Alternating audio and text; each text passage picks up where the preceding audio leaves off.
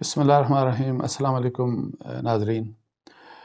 Justice فائز عیسیٰ reference case کے بعد جو فیصلہ ہوا، اس کے بعد دو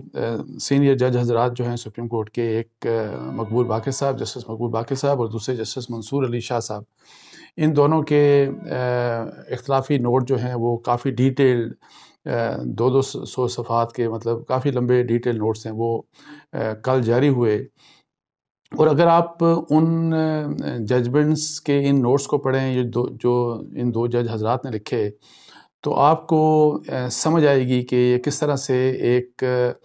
مبینہ سازش بنی گئی جسٹس فائز عیسیٰ کے اگینسٹ، اور جس کے تانے بانے حکومت سے ملتے ہیں، پی ٹی آئی کی گورنمنٹ سے ملتے ہیں. اور یہ میں نہیں کہہ رہا، بلکہ اگر آپ دونوں جج حضرات کی بات سن لیں تو وہ جو انہوں نے لکھا اپنے فیصلے میں کہ وہ جو کمپلیننٹ تھا عبد الوحید ڈوگر، اس کے بارے میں منصور علی شاہ صاحب کہتے ہیں کہ وہ ایک ان نون جرنلسٹ ہے جس کی ڈیوبیس ریپوٹیشن ہے، اور انہوں نے اس کو پراکسی لکھا کہ وہ پراکسی ہے جو لوگ رول کر رہے ہیں ان کا. دوسری طرف جب مقبول باقر صاحب کی اگر آپ ججمنٹ پڑھیں تو انہوں نے بھی یہی اس کمپلیننٹ کے بارے میں لکھا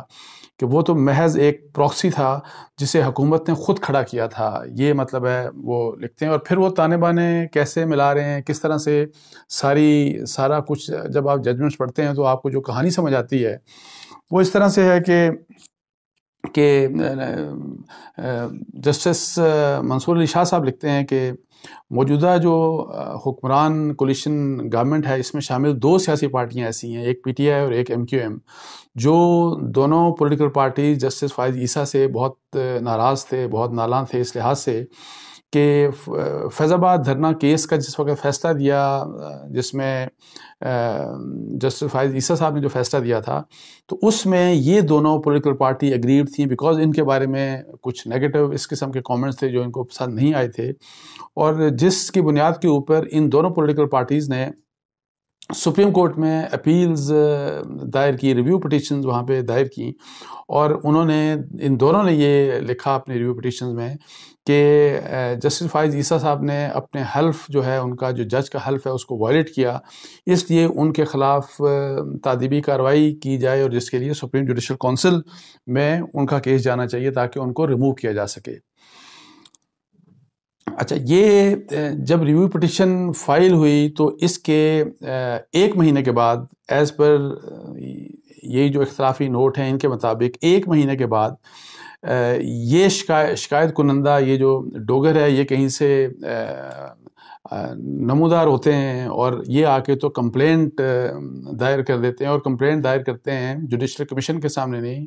سپریم جوڈیشل کمیشن کے پاس وہ نہیں جاتے، بلکہ وہ سیدھا جاتے ہیں ایسیٹ ریکوری یونٹ کے جو چیئرمین ہیں شہزاد اکبر صاحب، سیدھا ان کے پاس جاتے ہیں. حالانکہ ان کا ججز کی اکاؤنٹیبلٹی کے متعلق یا اس قسم کی شکایات کو ویلکم کرنے کا ان کا کوئی مینڈیٹ نہیں تھا. پھر اسی طرح آگے چل کے جسٹس منصور علی شاہ صاحب لکھتے ہیں کہ جب یہ شکایت موصول ہو گئی شہزاد اکبر صاحب کو، تو وہ یہ مسئلہ ڈسکس کرنے کے لیے چلے گئے وزیر قانون کے پاس، لیکن یہ سب انفارمل ڈسکشن تھی، کوئی فارمل ڈسکشن نہیں تھی. اور وہ وہاں پہ ان کے ساتھ انہوں نے یہ معاملہ ڈسکس کیا. حالانکہ رولز آف بزنس میں جس کی پابندی کرنا لازم ہوتا ہے ہر گورنمنٹ ڈپارٹمنٹ کے لیے، اس کے مطابق فارمل کنسلٹیشن ایسے پروسیسز میں یا ایسے مسائل میں فارمل کنسلٹیشن ہونی چاہیے تھی، اور اس فارمل کنسلٹیشن کے لیے آپ کو فارملی ایک سمری موو کرنی چاہیے تھی، اور وہ کیبنٹ ڈویژن کے ذریعے ہوتے ہوئے سیدھا وزارت قانون میں جانی چاہیے تھی. لیکن ایسا کچھ بھی نہیں ہوا، بلکہ وزیر قانون فروغ نسیم صاحب جو ہے انہوں نے بھی اس انفارمل ڈسکشن میں پارٹیسپیٹ کیا، اور انہوں نے شہزاد اکبر صاحب کو یہ ریفرنس کے بارے میں فارملی چیزیں کرنے کے بارے میں، تاکہ فارملی پروسیڈ کیا جائے، ان کو گو اہیڈ دے دیا. یہ ججمنٹ میں لکھا ہوا ہے کہ ان کو گو اہیڈ دے دیا. اور اس میں بنیاد اس شکایت کی تھی یا اس نیچر آف ایلیگیشنز کی تھی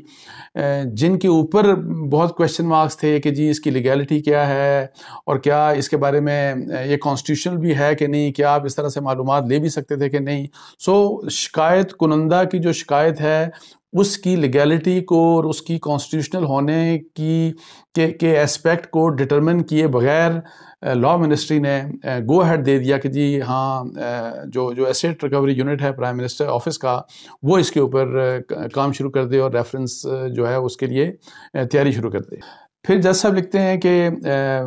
بیرسٹر شہزاد اکبر صاحب کے پاس قانون کی ڈگری ہے اور ان کو یہ پتہ ہونا چاہیے تھا کہ زبانی کلامی جو ایڈوائز ہوتی ہے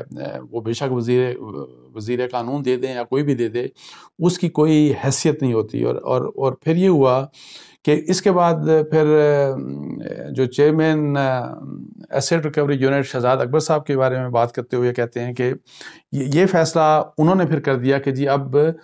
جج کا احتساب کیا جائے گا، بیکاز ابھی تک جو بھی کچھ ہوا تھا وہ سب کچھ انفارمل زبانی کلامی ہو رہا تھا. So for the first time writing میں جو چیز آئی تو وہ انیشیٹ یہی ایسیٹ ریکوری یونٹ کے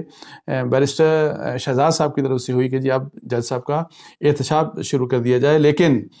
یہ حالانکہ ان کا جو مینڈیٹ تھا وہ ججوں کے احتساب کرنے کا نہیں تھا، ان کا تو کام یہ تھا کہ آپ دوسرے ممالک جو ہیں بیرون ملک جو ہمارے پاکستانیوں کی جائیدادیں ہیں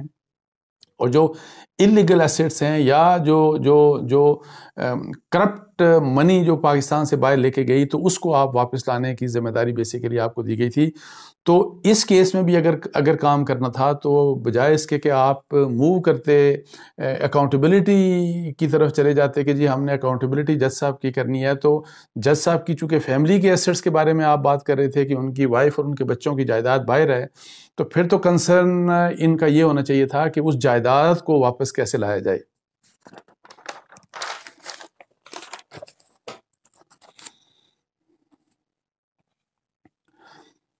اچھا، اس میں یہ بھی بڑا زبردست ایک چیز پوائنٹ آؤٹ ہوئی کہ جو شکایت کنندہ تھا اس نے جو اپنی شکایت دی تھی اس میں صرف جسٹس فائز عیسیٰ کے متعلق نہیں بلکہ ایک اور جج صاحب کے متعلق بھی ڈیٹیلز تھی کہ ان کی بھی ملک سے باہر جائیداد ہے. لیکن وہاں پہ شہزاد اکبر صاحب نے فیصلہ کیا کہ نہیں، پروسیڈ ہم صرف کریں گے ان کے اگینسٹ، اور کیونکہ وہ جو دوسرے جج صاحب ہیں وہ آلریڈی استعفیٰ دے کے جا چکے ہیں. حالانکہ وہی بات کہ جی اگر فرض کریں انلیگل تھی یا ان کی جو پیسہ یا ان کی جو جائیداد تھی ان کی یا ان کی فیملی کی جو ملک سے باہر جائیداد تھی وہ اگر غیر قانونی تھی یا وہ ڈکلیئرڈ نہیں تھی، تو بیسیکلی تو ان کا یہ کام تھا کہ آپ نے اس پیسے کو بھی یا اس جائیداد کو بھی پاکستان واپس لانے کے لیے اپنی کارروائی کرنی تھی، جو انہوں نے نہیں کی. اور انہوں نے کہا کہ نہیں، اس بارے میں ہم کچھ بھی نہیں کرتے اور صرف ہم جسٹس فائز عیسیٰ صاحب کا کیس ہم اس میں پروسیڈ کریں گے. جب یہ مسئلہ آ گیا ایسیٹ ریکوری یونٹ کے پاس اور شہزاد اکبر صاحب نے پھر اسائن کیا اور ان کے ایک اور وہاں پہ لیگل ایکسپرٹ تھے، تو انہوں نے سرویلنس سٹارٹ کر دی اور انفارمیشن جو ہے جج صاحب کے بارے میں، جسٹس عیسیٰ صاحب کے بارے میں اور ان کی فیملی کے بارے میں اکٹھی کرنا شروع کر دی، ملک سے اور ملک سے باہر سے منگوانی شروع کر دی، جو کہ ایز پر دا ججمنٹ وہ ایک انلیگل کام تھا، وہ ان ایتھیکل تھا، وہ قانون کے خلاف تھا. تو یہ معاملہ ہوا. لیکن اس کے بعد جو چیز ہے وہ بہت ہی امپورٹنٹ ہے. اب آپ ذرا سنیے کہ یہ کس طرح سے آگے چیزیں پروسیڈ ہوئیں. اپریل 2019 میں ایسیٹ ریکوری یونٹ نے یہ سارا کام سٹارٹ کیا اور پھر انہوں نے اپنے 4 ممبران کا حوالہ دیا گیا ان ججمنٹس میں کہ ان کو یہ کام سونپا گیا کہ آپ نے ایف آئی اے میں بھی جس میں شامل ہے، جس میں ایف بی آر کے بھی لوگ شامل ہیں، کہ جی آپ نے کس قسم کی انویسٹیگیشن کرنی ہے جج صاحب کے بارے میں اور جج کی فیملی ممبرز کے بارے میں. تو انہوں نے سب نے جتنے بھی وہ 4 ممبرز تھے انہوں نے اپنی رپورٹس 10 مئی 2019 کو شہزاد اکبر صاحب کو دے دی، جو چیئرمین ایسیٹ ریکوری یونٹ ہیں. تو انہوں نے 10 مئی 2019 کو یہ رپورٹس شہزاد اکبر کو دیں. شہزاد اکبر صاحب نے اسی دن ان رپورٹس کو پڑھ بھی لیا، ریویو بھی کر لیا اور پھر انہوں نے ایک اپنی رپورٹ بنا لی. اسی دن پھر انہوں نے اپنی یہ رپورٹ فائنلائز کر کے تو وہ منسٹری آف لا میں چلے گئے اور لا منسٹر کو، وزیر قانون فروغ نسیم صاحب کو انہوں نے وہ رپورٹ سبمٹ کر دی. یہ سب کچھ ایک ہی دن میں ہوا 10 مئی 2019 کو. تو جب یہ فارملی، چونکہ پہلی دفعہ فارمل طریقے سے وزیر قانون نسیم فروغ صاحب کے پاس یہ معاملہ آ رہا تھا، تو نسیم فروغ صاحب نے کسی قسم کا اس کے اوپر کوئی آبجیکشن ریز نہیں کیا کہ انکوائری کس قانون کے تحت یہ انکوائری انیشیٹ کی گئی اور کس قانون کے تحت یہ سارا معاملہ پروسیس کیا جا رہا تھا. انہوں نے تمام تر پروسیس کو اگنور کیا اور پھر جو ایسٹ ریکوری یونٹ کی جو رپورٹس تھی اس کی بنیاد کے اوپر انہوں نے سمری ایک موو کر دی پرائم منسٹر کے لیے تاکہ وہ سمری فردر پریزیڈنٹ کو جانی تھی، جس میں انہوں نے یہ ایڈوائز کرنا تھا پریزیڈنٹ کو کہ جی آپ ریفرنس موو کریں مس کنڈکٹ کا اگینسٹ جسٹس فائز عیسیٰ صاحب کے اگینسٹ. اور یہ تمام تر چیزیں اور وہی والی بات کہ اپنا مائنڈ اپلائی نہیں کیا، لیگیلٹیز کو نہیں دیکھا، اور وزارت قانون کو بیسیکلی تمام مسائل تمام تر معاملات جو اس طرح کے لیگل اسپیکٹ جو ہوتے ہیں مختلف چیزوں کے، وہ اس لیے بھیجے جاتے ہیں کہ جی وہ تاکہ یہ انشور کرے کہ اس میں قانون کو صحیح فالو کیا گیا اور کوئی غیر قانونی کام نہیں ہو رہا، اور تاکہ کسی بھی معاملے میں بے شک وہ کانٹریکٹ ہو، بے شک وہ اس قسم میں ریفرنس ہو یا کوئی بھی دوسرا معاملہ ہو، تاکہ اس میں کوئی لیگل ایشو اس قسم کا بعد میں ریز نہ ہو کہ جس سے گورنمنٹ کے لیے امبیرسمنٹ ہو. اور اس چیز میں کسی بھی چیز کو جیسے آنکھیں بند کر کے پتہ ہوتا ہے کہ ہم نے کیا کرنا ہے، تو وہ ادھر سے لکھا ہوا سب آیا اور انہوں نے وہ کر کے اور وہ چیز انہوں نے موو کر the prime minister of Pakistan کے لیے. تو جب یہ پرائم منسٹر صاحب کو وزیر قانون نے یہ بھیجا تو اس میں انہوں نے اپنی طرف سے یہ لکھا اس سمری میں کہ یہ مس کنڈکٹ ہے، گریو مس کنڈکٹ کا کیس ہے، اور کیونکہ جسٹس فائز عیسیٰ صاحب کی جو وائف ہیں اور ان کے بچے ہیں جن کی جائیدادیں برطانیہ میں 3 جائیدادیں جن کی جائیدادیں ہیں، تو ان جائیدادوں کا پاکستان کے ٹیکس ریکارڈ میں کوئی ریفلیکشن نہیں ہے. تو جب بچوں نے اور ان کی وائف نے یہ یہاں پہ ریفلیکٹ نہیں کیا، اس قسم کی چیزیں ظاہر نہیں کی، تو یہ مس کنڈکٹ ہے آن پارٹ آف جسٹس فائز عیسیٰ صاحب. تو یہ جب چیزیں بھیجیں تو لیکن یہ بھول گئے وزیر قانون صاحب کہ جی جب آپ یہ بات کرنے جا رہے ہیں اور یہ آپ دیکھتے ہیں کہ ان کے بیوی اور بچوں کی جائیدادیں باہر ہیں جو انہوں نے ڈکلیئر نہیں کی، تو کیا ایف بی آر کو اگر ایسی بات ہے تو یہ تو ایف بی آر کو سب سے پہلے کیس انیشیٹ کرنا چاہیے تھا. اور لیکن ایف بی آر نے تو ان کو نوٹس ہی کبھی نہیں بھیجا تاکہ معلومات لے ان کی وائف کو نوٹس بھیجتے، ان کی بیوی بچوں کو نوٹس بھیجتے تاکہ آپ کو پتہ لگ سکے کہ ان سے کویشچن کر سکیں، ان کے آپ جواب لے سکیں. لیکن یہ کچھ بھی ایسا نہیں کیا گیا اور پھر سیدھا سا وہ ریفرنس پرائم منسٹر کو بھیج دیا گیا.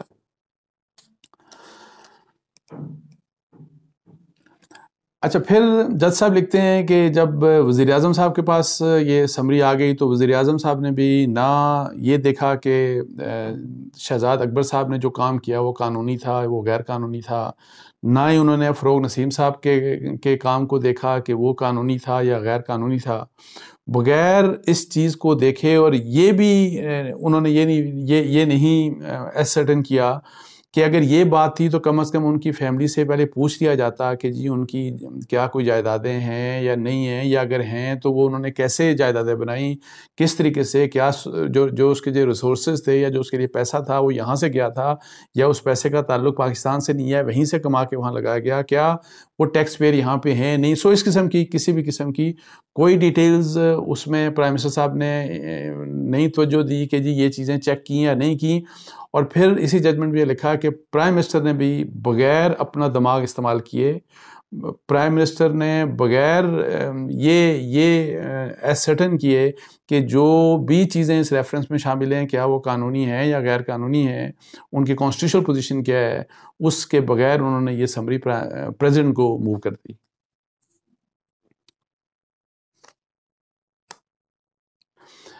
پھر آگے چل کے جب صدر صاحب کے پاس یہ سمری گئی تو صدر صاحب نے بھی اس سمری کو سائن کیا، اور سائن کر کے تو انہوں نے سپریم جوڈیشل کونسل کو ریفرنس بنا کے تو بھیج دیا کہ جی آپ جسٹس فائز عیسیٰ صاحب کو آپ فارغ کر دیں کیونکہ ان کے پارٹ کے اوپر مس کنڈکٹ ہے. اور پریزیڈنٹ کے بارے میں انہوں نے لکھا جج صاحب نے کہ انہوں نے بھی اپنا دماغ استعمال نہیں کیا، انہوں نے بھی ایک لمحے کے لیے نہیں سوچا کہ یہ کیا چیز میرے پاس آئی ہے اور میں کیا آگے بھیج رہا ہوں. اچھا، اس میں پھر جسٹس صاحب اپنے نوٹ میں یہ بھی لکھتے ہیں کہ جتنے بھی یہ گورنمنٹ ایکٹرز ہیں، president, prime minister, law minister, یہ جو ایسیٹ ریکوری یونٹ کے جو چیئر پرسن ہیں، اس کے جو ممبرز ہیں، سو یہ جتنے بھی یہ لوگ ہیں، یہ سب کے سب دے آر ہیلڈ رسپانسبل. یہ جسٹس صاحب نے اپنے اس میں فیصلے میں لکھا، اور پھر یہ بھی لکھا کہ یہ بلکہ ایک ملیشیس ایکشن ہے. پھر انہوں نے مزید اس کو پھر یہ کہا کہ یہ بلکہ یہ ملیشیس ایکشن ہے on part of prime minister Imran Khan, جن کی ذمہ داری تھی، کیونکہ گورنمنٹ کے سب سے ظاہر ہے ایک ہمارے جو سسٹم آف گورنمنٹ ہے اس میں سب سے بڑی ذمہ داری پرائم منسٹر کے اوپر آتی ہے کہ، اور پھر پرائم منسٹر کے بارے میں انہوں نے یہ بھی کہا کہ یہ اس پولیٹیکل پارٹی کے سربراہ ہیں، یعنی پی ٹی آئی کے، جس نے فیض آباد دھرنا جب ہوا تھا تو اس فیض آباد دھرنے کے کیس میں جب جسٹس فائز عیسیٰ صاحب نے جو فیصلہ دیا، جیسے میں نے آپ کو شروع میں بتایا، اس فیصلے سے یہ اپسیٹ تھے، اور انہوں نے پھر سپریم کورٹ میں کو اپروچ کیا اپنے ریویو پٹیشن میں، اور انہوں نے یہ خواہش کا اظہار کیا اور یہ بلکہ سیک کیا کہ جسٹس فائز عیسیٰ صاحب کے اگینسٹ مس کنڈکٹ کا کیس کر کے کیس پروسیڈ کر کے ان کو فارغ کیا جانا چاہیے. اچھا، یہ سب چیزیں تو ہو گئیں. اب آپ کے سامنے ایک نقشہ آ گیا کہ کس طریقے سے پراکسی، ایک خود پراکسی بنائی گئی اور اس کو ایک انفارمیشن دی گئی، اور اس انفارمیشن کی بیس کے اوپر یہ سارا کچھ سب پروسیڈنگ ہو گئی. اب یہ ہے کہ اس سٹیج کے اوپر ایک بات سمجھنے کی ہے کہ کچھ دن پہلے بھی پرائم منسٹر صاحب نے اپنی ایک سپیچ میں حوالہ دیا تھا کہ جسٹس فائز عیسیٰ کا نام تو نہیں لیا، لیکن کہ جی کچھ ان کو اوپر لے کے آنا چاہ رہے ہیں، ایک سپریم کورٹ کے جج صاحب کو اوپر لے کے آنا چاہ رہے ہیں. تو اس لحاظ سے میں آپ کو یہ بات بتا دوں کہ جو امپورٹنٹ بات ہے کہ یہ جو جسٹس فائز عیسیٰ صاحب ہیں، ان کے بارے میں آپ کو یہ بات پتہ لگنی چاہیے کہ جو جسٹس فائز عیسیٰ صاحب ہیں وہ سپٹمبر 2023 سے اکتوبر 2024 تک وہ پاکستان کے چیف جسٹس ہوں گے. تو اب یہ ہے کہ یہ وہ وقت ہوگا کہ جس وقت ہمارے پاکستان میں 2023 کے مطلب ہے کہ یہ حکومت اپنا ٹینیور کمپلیٹ کر لے گی، اور اس وقت وہ الیکشن ہوں گے. سو جب نیکسٹ ٹائم جو ہمارے الیکشن آ رہے ہیں، جو اپنے کمپلیٹ جب ٹرم ہو جائے گی اس گورنمنٹ کی، تو اس وقت پاکستان کے چیف جسٹس کون ہوں گے؟ اس وقت پاکستان کے چیف جسٹس قاضی فائز عیسیٰ ہوں گے. تو میرا خیال ہے کہ یہ پریشانی نہ جانے کیوں وزیر اعظم صاحب کو بھی ہے، اور ظاہر ہے اور لوگوں کو بھی ہے، اور یہ سارا کچھ جو اس طرح سے کیا گیا کہ جی ان کو کسی نہ کسی طریقے سے ان کو نکلوا دیا جائے، نکال دیا جائے مس کنڈکٹ کا کوئی نہ کوئی کیس بنا کے. لیکن اس کیس کا یہ جو کیس بنایا گیا تھا یہ الٹا گورنمنٹ کے اوپر پڑ گیا. اور میں آپ کو یہ بتا دوں کہ یہ جو ججمنٹس آئی ہیں، یہ جو مین ججمنٹس ہیں، اور اس کے جو ایون جو ڈائسنٹنگ نوٹس ہیں، مجھے ایسے لگتا ہے کہ جب کوئی نیکسٹ گورنمنٹ آئے گی، اور اگر وہ پی ٹی آئی کی گورنمنٹ نہیں ہوئی، تو ان ججمنٹس کی بیسس کے اوپر میری ذاتی رائے میں ہو سکتا ہے کہ کوئی مقدمہ بن جائے پی ٹی آئی کی حکومت کے اگینسٹ، پرائم منسٹر کے اگینسٹ، شہزاد اکبر کے اگینسٹ، فروغ نسیم صاحب کے اگینسٹ، ایون شاید پریزیڈنٹ ڈاکٹر الوی صاحب کے اگینسٹ بھی کوئی مقدمہ بن سکتا ہے. تو آپ دیکھتے ہیں آگے کیا ہوتا ہے. لیکن اینی ہاؤ یہ تمام کی تمام معلومات وہ ہیں، اور یہ وہ انفارمیشن ہے جو سپریم کورٹ کے اپنے ججمنٹ میں ریفلیکٹ ہوئی تھی. تو اس کے ساتھ ہی مجھے اجازت دیجیے. خدا حافظ جی. السلام علیکم ورحمۃ اللہ.